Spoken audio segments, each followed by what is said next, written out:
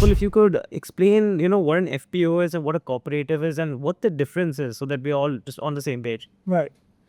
So, any institution where farmers are members can be called a farmer producer organization or an FP, right?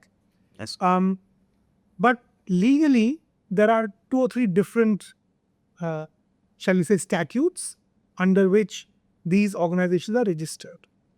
So, if the FPO is registered under the Companies Act, there's a special provision in the Companies Act for farmers to come together and form a company. It's called a farmer producer company. Okay. Right? There is another act, which is the Cooperatives Act, both at the state level, and there's also a Central Cooperative Act. If they register under that, it becomes a cooperative. The difference is largely, I would say, legalistic fiction. We need not worry about that. The important thing is that these are farmer collectives. We can use the generic term farmer collectives or farmer producer organ or FPOs, right? An FPO can be a cooperative, an FPO can be a producer company. They're both farmer collectives. What is important is that they represent aggregated bargaining power. And you will agree, if one farmer goes to buy, a packet of seed or 10 packets of seed, he'll get one price. Yes. But if 100 farmers can aggregate their demand and then buy 1,000 packets of seeds, then they can drive a better bargain. Better bargaining power, better scale. Better scale. Similarly, when they are selling individual lots of produce, their bargaining power in the mandis, whatever it is. But if they were to take a trolley load or a truck load, their bargaining power would be different. Obviously, the bigger buyers will be attractive. And we have hundreds of examples where FPOs are today dealing with corporates, processors directly, supplying to their, factory gate, whether it's a soya mill or an oil mill or a, Britannia or some other processing processor.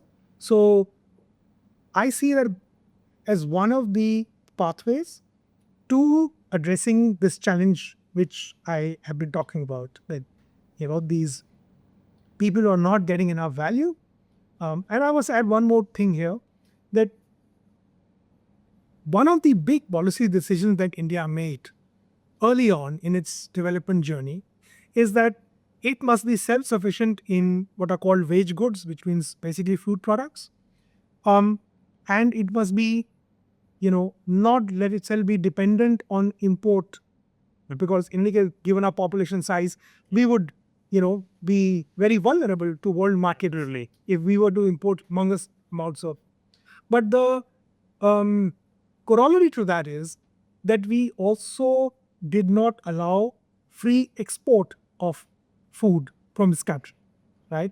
So the closed market that India offers to its producers, which of course I'm talking about the food crops. That's, you can still export other things. As you know, we do export a huge amount of marine products. Yeah. We export basmati. That is the only exception.